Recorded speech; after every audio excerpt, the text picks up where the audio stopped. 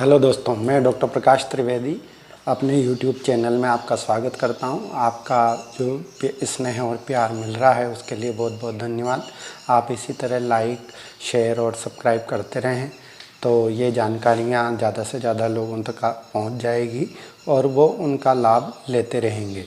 आज एक नई समस्या जो युवा बच्चों के हो रही है वो है युवान पीढ़ी का या एक्ने, जिसको चेहरे पे पिंपल्स हो जाते हैं। बहुत सारे तरह के इसमें वैरायटी हो गई है आजकल।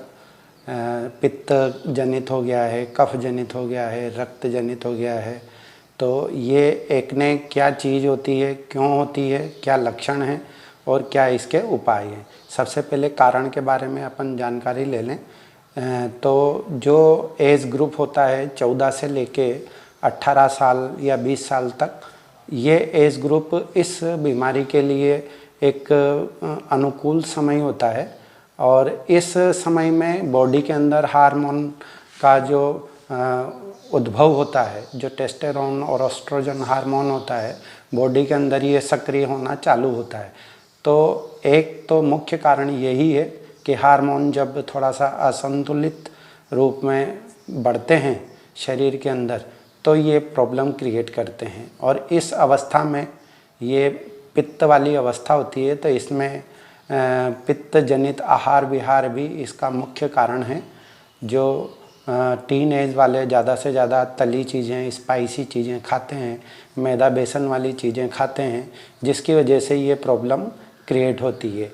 इसका जो लक्षण चेहरे पे नज़र आता है, रेड कलर के पिंपल्स, और उनका मुंह येलोइश कलर का होता है और उनमें से पस टाइप का निकल जाता है या कील जिसको बोलते हैं। दबाने पर वो जब पुरानी हो जाती है तो काला पड़ जाता है और काला पड़ने पर उस पर दबाने पर वो कील टाइप अंदर से निकल जाती है। तो और इनमें जलन होती है, दर्द होता है, चेहरा थोड़ा सा बेशेप हो जाता है और जो चेहरे की सुंदरता है वो इफ़ेक्ट होती है। इसके लिए आयुर्वेद में जो उपचार बताया गया है, सबसे पहले पित्त शामक औषधियाँ जो होती है, जैसे प्रवाल पिष्टी है, अकीक है, जहर मोरा है, इन पिष्टियों का सेवन कराया जाता है पेशेंट को।